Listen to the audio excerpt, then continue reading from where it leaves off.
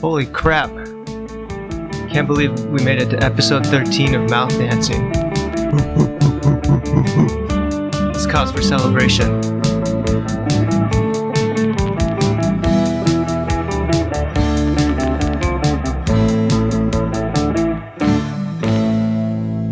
Gonna kick this puppy off by talking about museums. Have you ever been to a museum? There's all kinds of different museums. There's like art museums, history museums, science museums, music museums like the Rock and Roll Hall of Fame. There's sports museums. There's so many different kinds.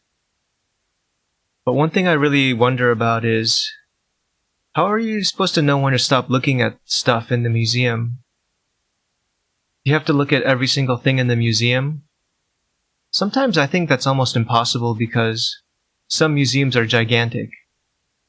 Like you go to a Natural History Museum in New York, and there's multiple floors, and there's just so many different exhibits and plaques to read.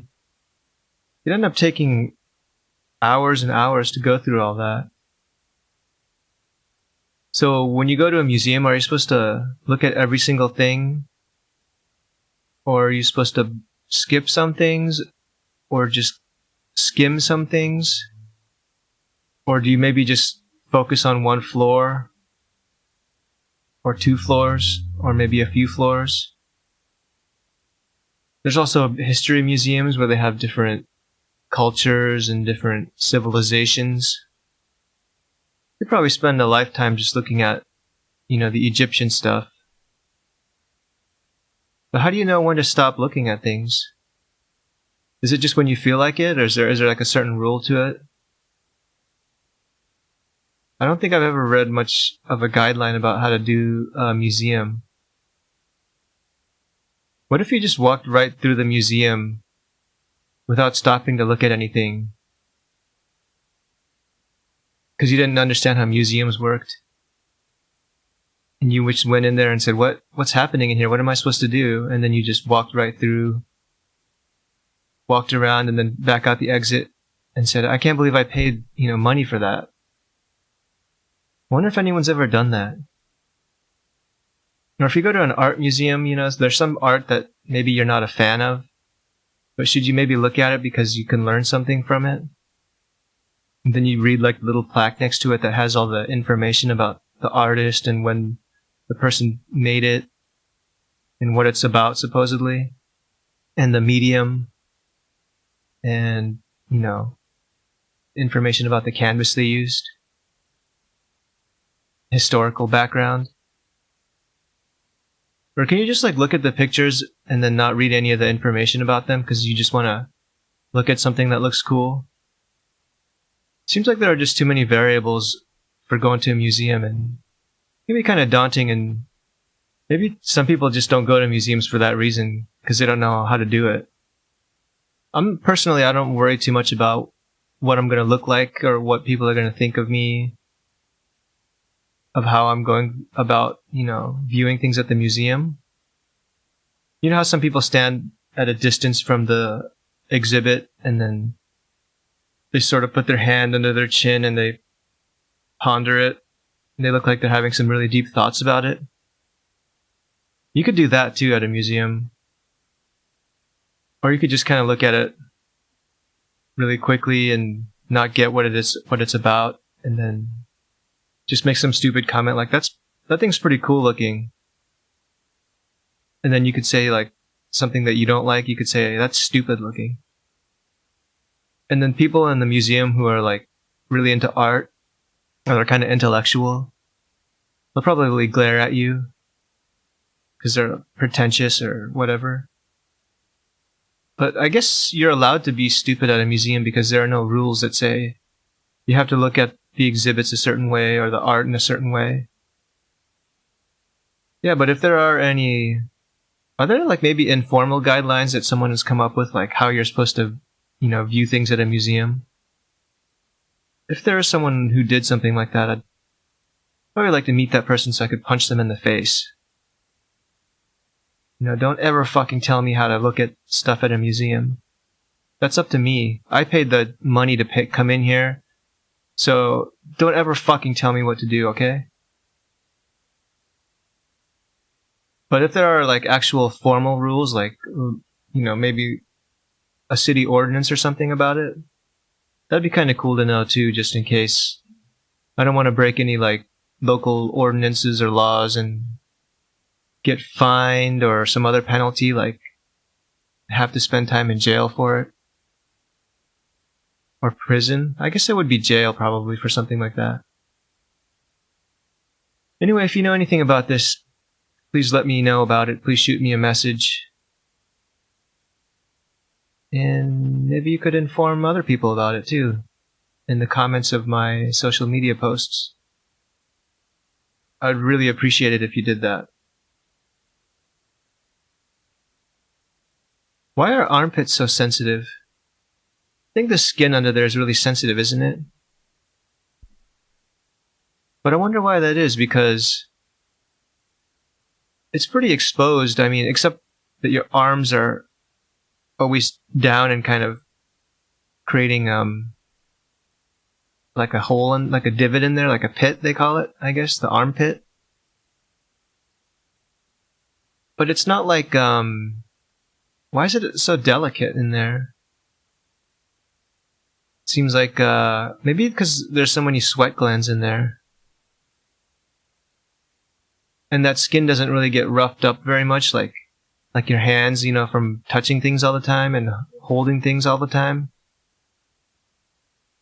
I don't know, doing work. I guess you don't do much work with your armpits. I think that has a lot to do with it. But I bet those gymnasts who do like those parallel bar things where they have to spin around and around on their armpits, I bet those guys have really strong armpits. They're like really calloused. But generally speaking, you don't hear about too many people having strong armpits. It's like, I think, one of those areas like on warning labels where it's like, do not apply to sensitive areas such as your armpits, It seems like the area around your crotch is probably less sensitive than your armpits. Maybe it's because your underwear and your pants are constantly chafing and like rubbing against that area, so it kind of gets tough. I mean, the underwear is there to protect it somewhat, but it doesn't protect it completely. But armpits, there's no like underwear for your armpits, right? And like certain people are sensitive to deodorants, especially if they have like chemicals in them. And if they use that deodorant in their armpits, then the armpits get all messed up. So I guess mostly they're just sensitive because, I don't know, they don't do a whole lot except produce sweat. And they're always sort of covered up by your arm and your clothing.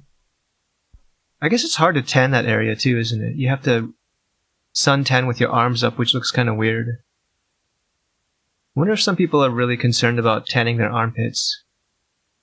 I guess if you tanned with your arms down to your sides the whole time, it would look pretty funny when you raised your arms up, if you didn't have a shirt on. You'd have like a serious farmer's tan. Your armpits would be all super pale, and then the rest of your skin would be really dark. And I think probably your inside your butt crack is hard to tan too. You have to like spread your butt cheeks, and that would be pretty lewd, I think. If you're at the beach and then at some sort of nude beach, where you're allowed to be naked. Even there, I think it would look kind of funny if you were like lying on your stomach and spreading your butt cheeks apart so you could tan in there. So armpits and buttholes and butt cracks are pretty tricky in terms of tanning, I think. But some people are really concerned with getting a full body tan. They don't want any unevenness like in the coloration there. So I guess those people would tan their armpits. I bet sun tanning your armpits would make them a little bit tougher. You notice that you don't really hear much about the paparazzi anymore these days? I mean, I'm sure they're still around. There's still like gossip magazines like Us Us Weekly, I think. I don't know if that's still around. And there's like TMZ. And there's even like TV shows for that now. I bet they have paparazzi doing stuff for them. But it seems like a lot of paparazzis, like, they're not as useful anymore because celebrities pretty much are just volunteering to, post about their life online and through social media now. So there's not as much of a need for paparazzi prying into their lives, the celebrities are paparazziing themselves, kind of. Maybe they did that on purpose so that they could kind of reduce the importance of the paparazzi job because they hate the paparazzi. And if the paparazzi are taking pictures of stuff, of celebrities doing things where people have already seen it because the celebrity already posted it online, then it's not as interesting, so they're probably not going to get as much money for their pictures as they used to. But they used to be such a big deal. You'd always hear about the paparazzi and then celebrities complaining about the paparazzi. It's been a huge deal over the years because of just how crazy they've gotten to get certain pictures of celebrities' private lives. I think I've even seen a paparazzi picture of Glenn Danzig grocery shopping, which was kind of weird. It was a funny picture to see, though. You see Glenn Danzig walking out of a grocery store with 2 or 3 plastic bags full of groceries in each hand. It's funny that guy goes grocery shopping for some reason. I mean, he's a normal person like everyone else, and he has to get, food and stuff like that. But it's just funny that the guy from the Misfits and Danzig, his solo stuff, when you think about his music, it's funny to think of him grocery shopping. I think he's also some sort of a Nazi aficionado. He likes to collect Nazi memorabilia. And Lemmy from Motorhead did too. Maybe they like the aesthetic. Maybe they're like crypto-Nazis. I wonder if the paparazzi are as big of a deal as they used to be. There used to be, you'd see news footage of like a horde of them just stalking certain celebrities or waiting outside of a place for them to come out. Wonder if that kind of thing still happens a lot. I haven't really heard about it. Not in the same amount that we used to. I thought of this insult, and I brought it up to a friend once, and he said it was cute. It wasn't very insulting. But I want the people out there to be the judge of this. And the insult I thought of is dick bringer. It's, I don't know, it's just an insult for a guy, basically, who comes somewhere, and he doesn't really contribute much. He's just a guy bringing dick to the place, and no one really wants more dicks in a place. There are usually too many dicks in a place. Like, you've heard of the term sausage fest, I'm sure. And it's got a negative connotation. Because too many dicks is just generally not a pleasant thing. Sort of just dicking up the place, you know what I mean? Or dicking the place up. So I think it's a pretty good insult, actually. If you call someone a dick bringer, it's kind of like saying, you're not necessary here, you're superfluous, You're not contributing anything to this environment. Except an unwanted extra dick in the place, No one wants that shit here, so get the fuck out. That's what I mean by dick bringer. I think it's a pretty good insult, actually, and I think it would be cool if it caught on. So, any of you out there listening, you should start using it and say that Young from Mouth Dancing coined it.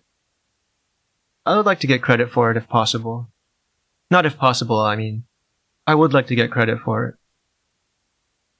So start using it and explain to people what it means and why it's insulting. And I think it'll catch on.